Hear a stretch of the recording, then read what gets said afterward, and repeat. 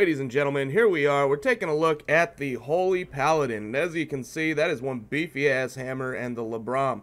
The only bad part to this thing that I can see is the fact that they gave up the sword and board for the Holy Paladin, and they want you to use a two-hander. It looks pretty good, though. Gotta give them that. But let's go ahead and move on, guys, and do this like we normally do, and we're gonna jump straight into the abilities. Alright, so here we are, taking a look at the abilities, and your first one's gonna be Absolution. This is the Holy Paladin's version of Mass Res. It's basically going to return all dead party members to life with 35% maximum health and mana. Aura Mastery. This has had a huge rework, guys, and basically this is going to go off of whatever aura that you've got on.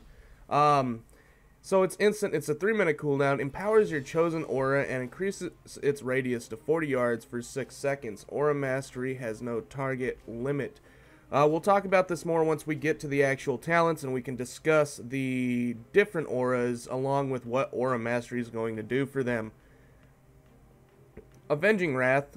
Instant 2-minute cooldown. Imbues your Wrathful Light, increasing healing done by 35% and your critical strike chance by 20% for 20 seconds. Still an amazing healing cooldown, guys. If timed right, you can end up getting some really good burst healing done. And then you still have Beacon of Light. Works exactly the same, except its transfer amount's only going to be 40% of the amount healed. So this is going to work with just about everything. And then your Flash of Light and Holy Light on the Beacon target will also refund 30% of their mana cost. It definitely helps out a ton, guys. For single target healing, these guys do really well in almost every condition. And we're going to move on to Blessing of Freedom. Works the same as on live, 25-second cooldown, and basically it grants immunity to movement impairing effects for 8 seconds on a targeted party or raid member. Blessing of Protection, it's going to kind of be the same. It's a little on the different side. It's 5-minute cooldown, and basically it protects the target from all physical attacks for 10 seconds, but they can still attack. On live, they cannot attack whenever they've got it on. Now they can. Basically, that's the only change, guys. Blessing of Sacrifice. Instant 3-minute cooldown. Places a blessing on a party or raid member, transferring 30% of the damage taken to you for 12 seconds or until transfer damage will cause you to fall below 20% health. This is a pretty good tank cooldown. Very interesting gameplay on the Holy Paladin. Basically, you are a martyr. You are a sacrificer. You're going to sacrifice yourself in a lot of different situations. But you are definitely a martyr. You're giving yourself for others. And it plays very well into that gameplay and fantasy with Blessing of Sacrifice. Cleanse. Cleanse a friendly target. This is just your normal dispel, guys. Make sure you're using this when it's needed. Consecration, this is one of your damaging abilities, and it does exactly what it says, consecrates. And as you can see, you just drop down your big pool of crap, and it does ticking damage. Crusader Strike hits like a truck for a Holy Paladin, but it hits very high, and you've got ways of improving this. Judgment actually improves this damage also, and we'll get into that later. But basically, you've got 2 charges. They're on a 4-second recharge reduced by haste, and it does a pretty good amount of damage. Divine Protection, instant, 1-minute cooldown, reduces all damage you take by 20% for 8 seconds, a good little defensive cooldown. Divine Shield, same as on live, guys, except, yeah, this is going to save you from falling, this is going to do all that good stuff. 5-minute cooldown, still causes forbearance, and it lasts 8 seconds, but it does protect you from all damage during that time. Very useful ability for getting out of shit or just staying in shit and saying screw you mechanics. Divine Steed's going to be a talent. Flash of Light. This is going to be your fast, expensive heal, guys. It does the same amount of healing as regular Holy Light, but it does it in 1.28 seconds compared to 2.13 seconds. 12,000 mana here. And you're looking at 16,000 mana. Not a lot of difference, especially if you're going to be healing the tank and they've got your beacon already. This is going to be the way to end up going. Just use Flash, make sure you get him back up. But I found myself not really using much of either one of these unless it was a slow period. Light of the Martyr is pretty ungodly right now in most situations for clutch healing and movement. Hammer of Justice. Stuns a target for 6 seconds, works the same as on live, guys, and it's got a 1-minute cooldown. Hand of Reckoning, a taunt. You get a taunt on a healer. Yeah, that's alright. Not bad. It helps out in some situations, I guess, but most of the time, okay. Bring it to the tank.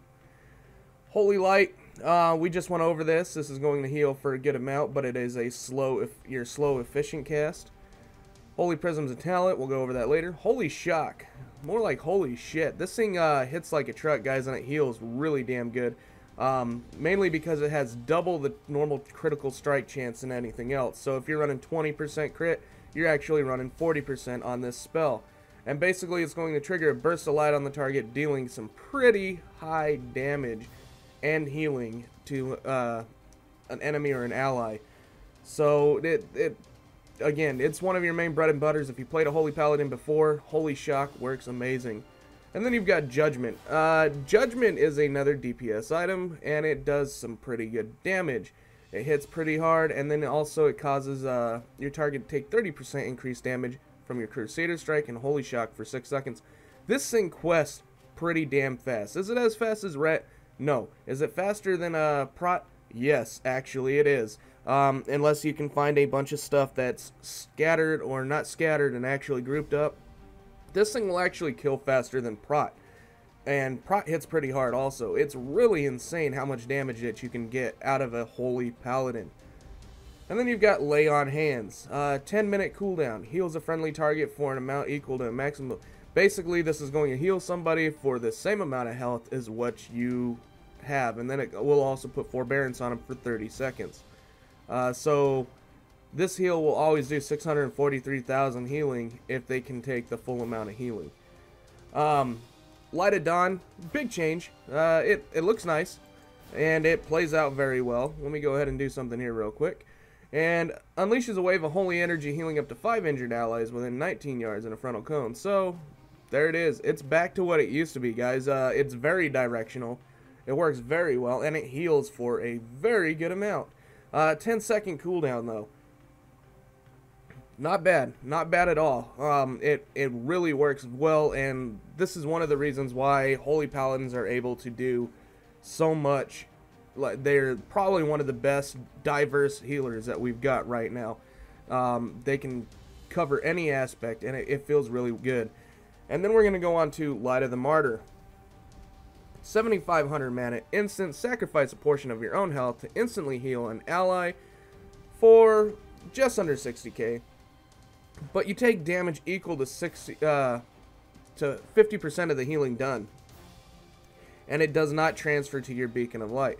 So what does this mean? Okay, if you heal somebody for that 50k, 54k, you're going to take, 25 or 27k, whatever half of it's going to be. How does this play out? Well, it plays out very nicely. Basically, you can use Light of the Martyr to end up doing most of your healing. And you can end up moving anywhere you want because it's instant and it's cheap and it heals for a ton. And then just hit yourself with Holy Shock and you'll end up healing yourself right back up.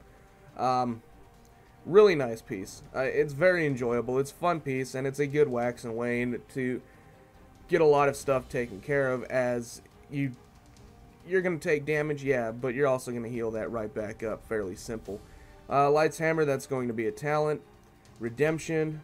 Tears Deliverance. The artifact got a really nice rework. I enjoy this thing a ton compared to what it was. It was a hot, and the hot just sucked. It was on a long cast, and you never ended up really getting to use it. So what did they do to end up fixing this?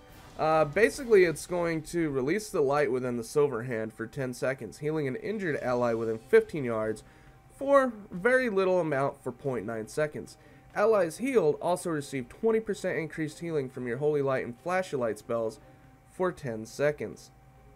So there's where the Flash of Light and Holy Light gameplay is going to come in. It's going to end up increasing the amount of healing they receive there. And it's got a really good gameplay choice now, instead of a Fire and Forget hot that really didn't do much in the first pass that we did with this. This is a huge change, and it's great. Heart of the Crusader, still here. Basically, mounted speeds increased by 20%. Infusion of Light, still here, your Holy Shot criticals reduce the cast time of your next Holy Light by 1.5 seconds and increase the healing of your next Flash of Light by 50%. So, Holy Light can still be cheaper, and it's about the speed of what Flash of Light is, a little bit faster. And then you've got Flash of Light that's just going to do increased healing. Depending on which way you want to go with it, it's going to change your gameplay just a little. And then Mastery of the Lightbringer, proximity to your target increases spells, or causes your spells to heal for up to 30% more, or that's going to go up or down depending on where your mastery is at. It's an interesting gameplay, guys, and there's ways to change it to where you don't have to be right in the middle of it all, but you can. They're wanting you to be right there. And then Righteousness, passive, your maximum health is increased by 15%. So this is kind of a nice deal because they wanted you to play more with Light of the Martyr. They wanted you to be this person and end up taking this little bit of extra damage, so they gave you a little bit extra health to play with. It kind of takes the complexity out a bit, but it makes it to where people aren't going to be scared to use Light of the Martyr anymore. And with that, guys, we are going to move on to the talents. So here you have it, guys. Here's the talents that I've been running with. And there's a couple really cool, interesting items that you can do. But Bestow Faith, for one, it plays out very nice. It's an interesting piece, and basically what it does is it's going to infuse a friendly target with Faith for 5 seconds, healing them for 65,160 at the end. Very weird timing on this heal. It felt odd, but it does end up giving you an increase. You just have to time it, and that's the main thing. You have to time when this heal is going to be needed. But on a low cost and a 12-second cooldown, it works very, very well. But for the 5-mans where people were taking a little bit extra damage, this wasn't the way to end up going. Light's Hammer to me was actually the way to end up going, and it's on a 1-minute cooldown, and basically this is going to be an awesome AoE heal as long as everyone's standing in it, and it heals for a really good amount. But basically, if you haven't seen this ability before, we'll go ahead and throw it down. You throw down this hammer, and there it is. You're just going to end up standing in it, and it's going to do some healing as everyone's in there, and it helps pop you back up. The new animation looks really good too compared to what it was. And then Crusader's Might's passive. Crusader Strike reduces the cooldown of Holy Shock and Light of Dawn by 1.5 seconds. So if you're damaging a bit, you can end up getting a little bit more effect out of your Holy Shock and Light of Dawn. Now at level 30, kind of a movement setup. You've got Divine Steed, instant 45-second cooldown. This thing plays out very nicely to get to and from people. Summons your Holy Mount to ride for 3 seconds, increasing movement speed by 100%, usable while indoors. And if you haven't seen this before, this is it. You just get to ride your pony inside. And then Unbreakable Spirit reduces the cooldown of your Divine Shield, Divine Protection, and Lay on Hands by 30%. So it's a nice little cooldown reduction. Works alright. Rule of Law, instant, increase the range of your heals and the reach of your mastery by 50% for 10 seconds. Basically, if somebody's out of range, you can end up popping this and get to them, and it also increases how much. Yeah, again, it's a gameplay choice deal, but currently Divine Steed feels like the better one, because if they're slightly out of range, this is going to get you closer faster anyways, as long as it's off cooldown. Level 45, Fist of Justice. Passive Judgment reduces the remaining cooldown on Hammer of Justice by 10 seconds. I use this more for questing than anything, guys, and it worked out alright for getting the stuns off and doing that stuff. Repentance is going to be more of your CC, to where you CC them, and they also take 25% of their health and damage while they're CC'd, which is really nice. Usable against demons, dragonkin, giants, humanoids, and undead. So basically everything except for a few items. This is a good CC, guys, but the only problem is there's not many situations right now, at least in the normal dungeon, to where people are still CCing. They've kind of tuned them down enough to where you don't need it, especially if you're looking to do anything as a healer in a 5-man. This is a kind of a waste. And then you've got Blinding Light, and all it does is just disorient targets around the target that you've got. 1.5 minute cooldown, and any damage will actually break the disorient effect, so it's not that great. And we are on levels, or yeah, the level 60 talents. This is where we're going to talk about Aura Mastery a bit more, your 3-minute cooldown, and what it's going to do. So Devotion Aura. If you have Devotion Aura, passive, allies within 10 yards take 20% reduced damage split over the number of allies in the aura. So if it's just you, it's 20%. If you have another person, it's going to be 10%. If you have 3 people, you know, you can kind of see where the base of it's going. But if you've got a total of 5 people, okay, your normal 5-man, each one's going to take 4% reduced damage, as long as they are within 10 yards of you. While Aura Mastery is active, all affected allies gain the full damage reduction. So whenever you activate it, everybody is going to, in your range, alright, within that 10 yards, instead of taking only 4% in a 5-man, they'll end up getting the full 20% reduction. So you can end up using it as a full damage reduction here, and it works really good. So, Aura of Sacrifice. While you are above 75% health, 10% of all damage taken by allies within 10 yards is redirected to you. This was really, it worked out alright. It really did. But the problem is, if you're running Light of the Martyr, you're going to be right around that 75% range anyways, so it doesn't really work all that great. You can end up doing a decent amount, and it heals, but it just didn't work that great. But the Aura Mastery is really cool. While Aura Mastery is active, 10% of all effective healing you deal is replicated to all allies in the area. So you get to replicate all your healing to for 6 seconds.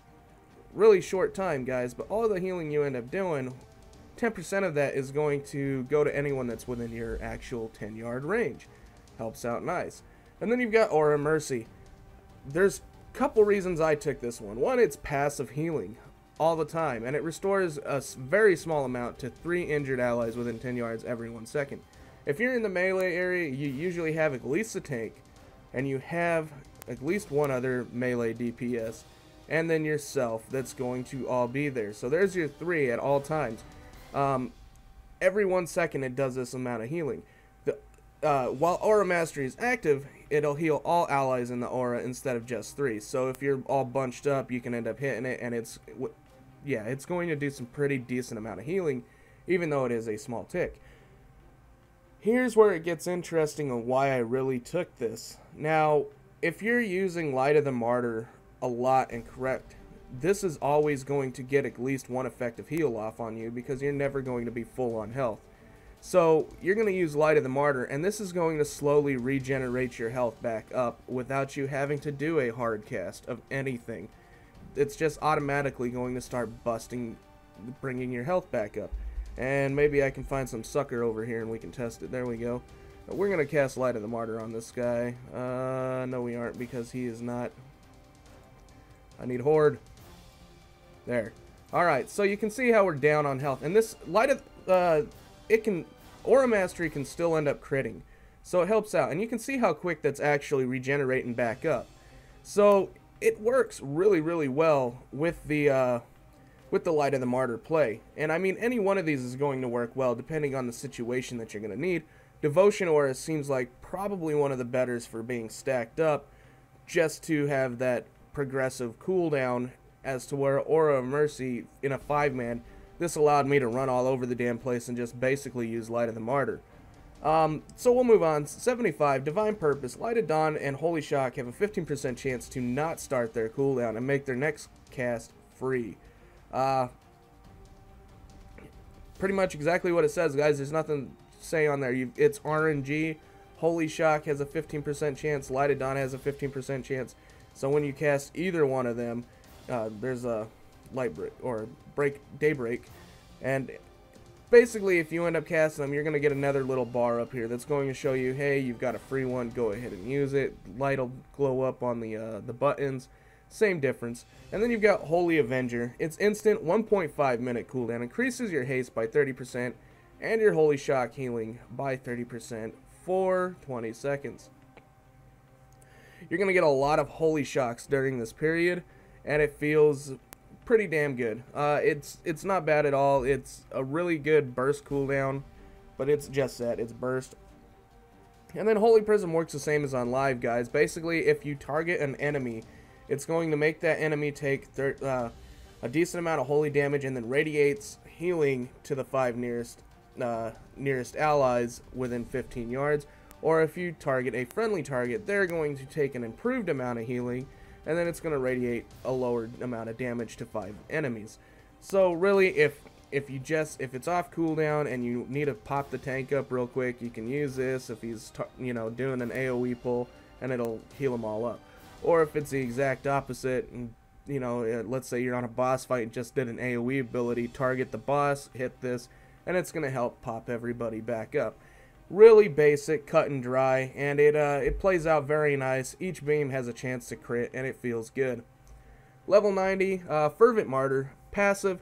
Casting Holy Light or Flash of Light on your Beacon of Light reduces the cost of your next Light of the Martyr by 35% stacking. So it's not a very expensive spell to begin with. But if you're just sitting there slowly spam healing your tank, just because, just to kind of give him padding, whatever, this is going to end up reducing the mana cost on it, and it makes it even more mana efficient. Sanctified Wrath, passive. Avenging Wrath lasts 50% longer and also reduces Holy Shock's cooldown by 50% for its duration. Really nice cooldown yet again. It's on a 2-minute cooldown to begin with, so every 2 minutes this thing becomes effective and basically makes you a shock magnet, and shock heals like crazy. Then you got Judgment of Light. It's passive. Judgment now applies Judgment of the Light to the target, causing the next 40 successful attacks to heal the attacker for X amount. So basically, as people attack the target, they end up healing up. Normally I would be running with this one, but I wanted to test out this Fervent Martyr, and the Fervent Martyr is really not the best gameplay choice, but if you don't want to worry about Judgment, it's the way to go. But normally I would be running with Judgment of the Light, but I was doing some testing. Level 100, Beacon of Faith. Now, this isn't as cool as what it used to be. Mark a second target as a beacon, mimicking the effects of Beacon of Light. Your heals will now heal both your beacons, but at a 20% reduced effectiveness. So, instead of this thing doing 40% of the mana, or of the transfer over, it only does 20%.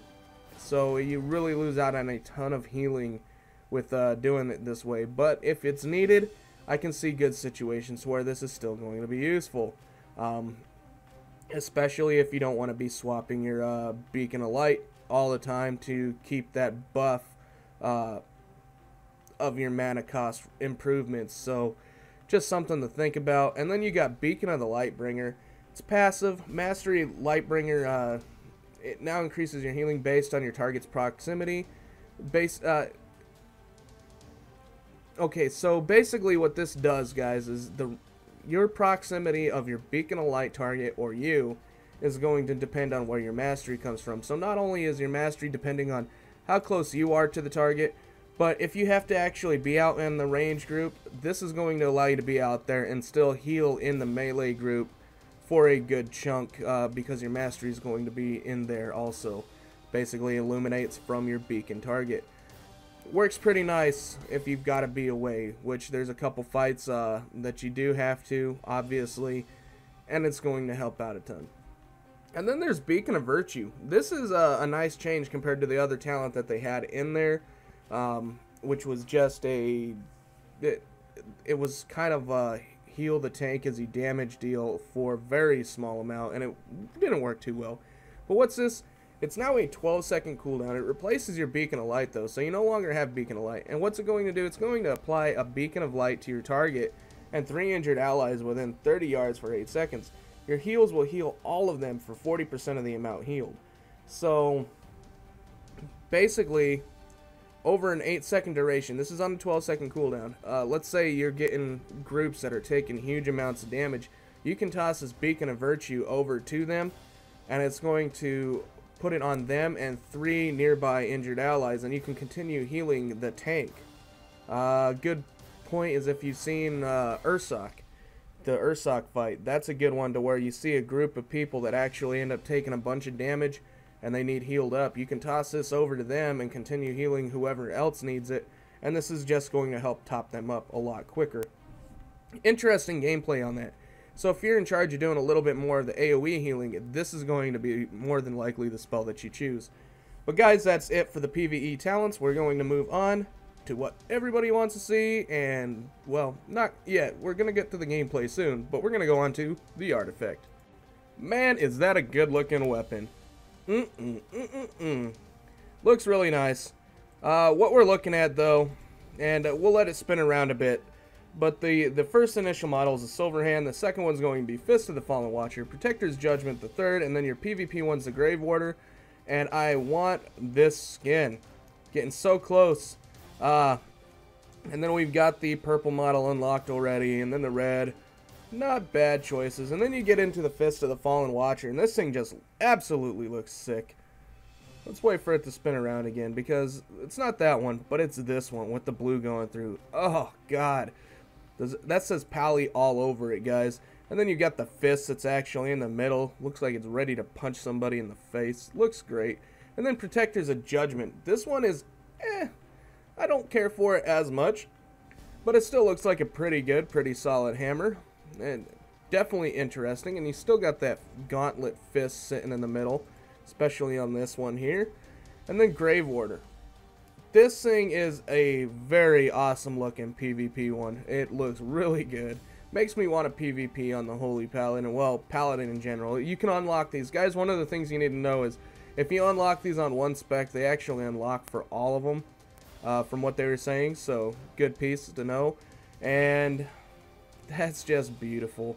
I love the PvP model on this, but as you can see, these are all looking really sweet, guys. Really good looking model. The unfortunate side of it is you no longer have a sword and board as holy. I'm going to miss having a good looking shield sitting on my back as I cast stuff. So let's go ahead and move on to the traits. Alright, so we already talked about the actual Tears Deliverance ability and the rework that it got. It works out pretty good. It does a decent amount of healing. Every 0.9 seconds, it's going to do that nice healing. And then it also adds that 20% buff on top of it. Works really good. But when you first get this, the first ability you get is Virtues of Light. That's the one you're able to get free right outside the door, guys. And it's passive. Critical strike chance increased by 3%. That helps out a ton. It looks like a very good crit mastery spec all the way through and through. Especially with the Light of the Martyr being instant cast. It just feels like it's going to be a strong crit mastery spec. Could be wrong, but that's just my thoughts.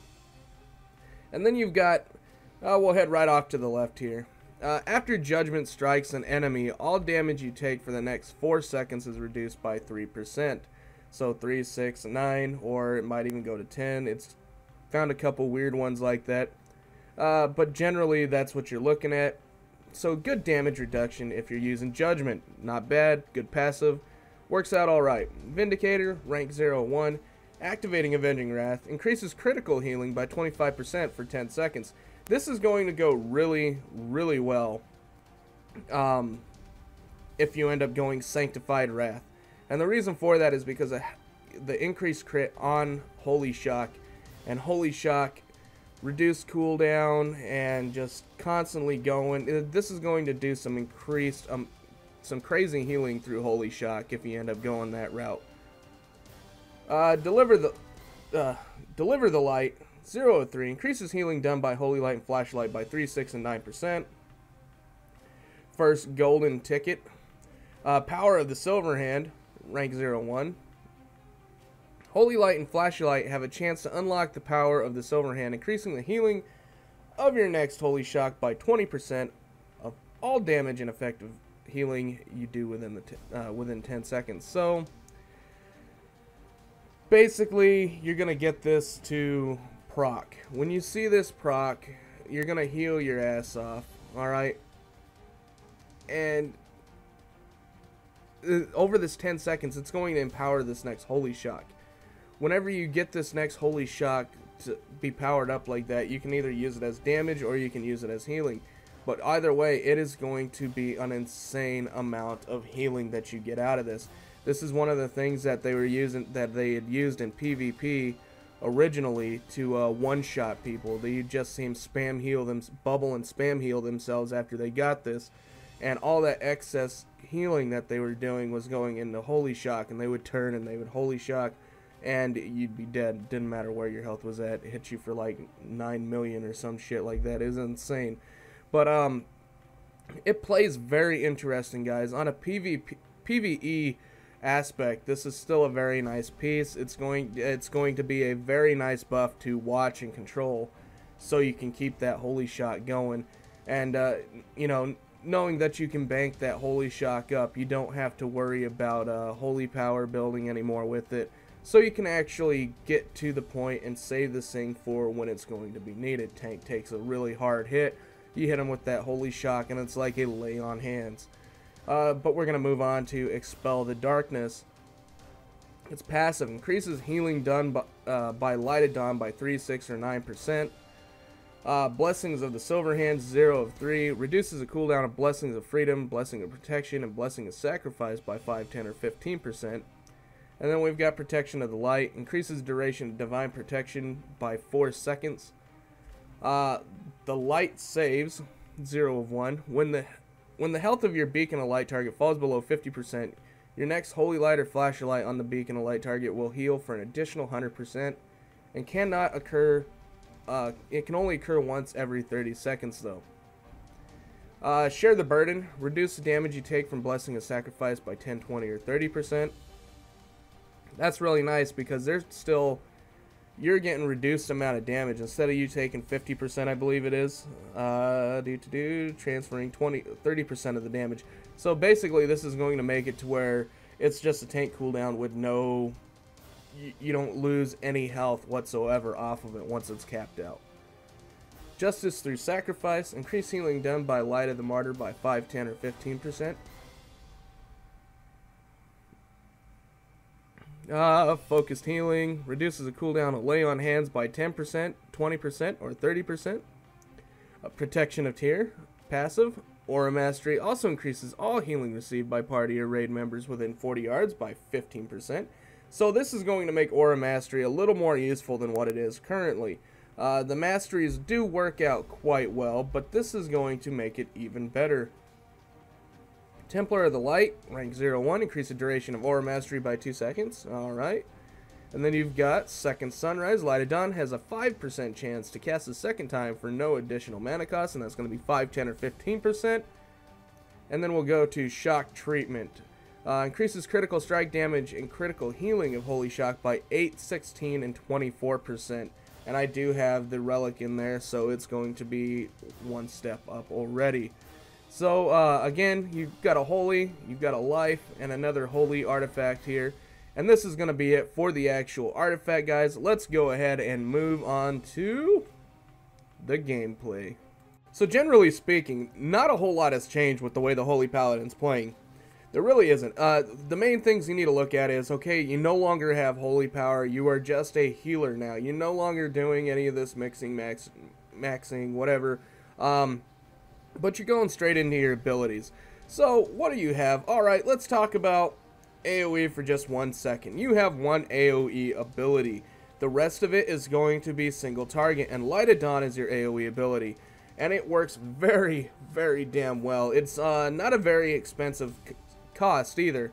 10-second cooldown, and this thing is going to heal for a ton, as long as you are within range and you actually focus it at the group. If you're looking away, backwards, upside, downside, left side, it's not going to work unless you are facing your group. It no longer does an AoE radiance, so just keep that in mind. Make sure that you are standing there targeting your group. If you ever played Holy Paladin pre-Cataclysm, then you know what I'm talking about, because that's the exact same thing. Wrath, you ended up having Light of Dawn, but you had to focus the direction. You basically stood right behind your melee groups, and that's where you're at. So what are we looking at now, guys?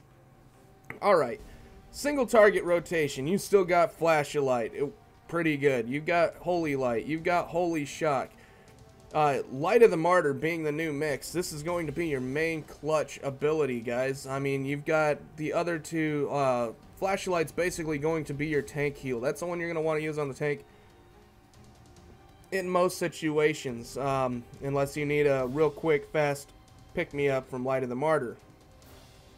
But Flash Heal is the one that you're going to use on your tank. The reason for this is because, one, if you've got the beacon on them, they're already going to take a reduced, they're going to refund 30% of the mana back anyways. So you're going to make it to where it gives you the same amount as what Holy Light is, just much quicker, and you don't have to worry about the damage. Now, being that healing is very dynamic, you've got a bunch of different things that you're looking at doing, you've got so much, things will change on what you're, you know, if it's real slow healing that's going on, or damage that's going off on the tank, you can switch it to Holy Light and make it play that way. If it's a lot of quick, bursty damage, you're going to want to use Flash of Light, Light of the Martyr, something a lot faster. So what was I doing in this situation? A lot of the time, I found myself just using Light of the Martyr. Just running around in circles, hitting Light of the Martyr. Very mobile. This spec is so mobile right now with Light of the Martyr. You can just run around in circles, do whatever the hell you need. And then you've got Holy Shock. What I would do is use Light of the Martyr on just about everybody, and then I'd use Holy Shock on myself and find everybody would still be full. Worked out great. With the Aura of Mercy, you know, that was constantly healing also. Just a real fun spec, guys. And then if you need to, you can always put some extra damage in. But this spec, gameplay-wise, has not changed a whole hell of a lot from live till now. In certain AoE situations, I would find myself using Tears Deliverance, even though it's got a cast time. You would just end up hitting Tears Deliverance, and it would end up doing some healing over, and then it would also end up getting that healing buff to your Holy Light and your Flash of Light that would end up really boosting up, and you could just Holy Light, Holy Light, Holy Light, and everybody's back to full.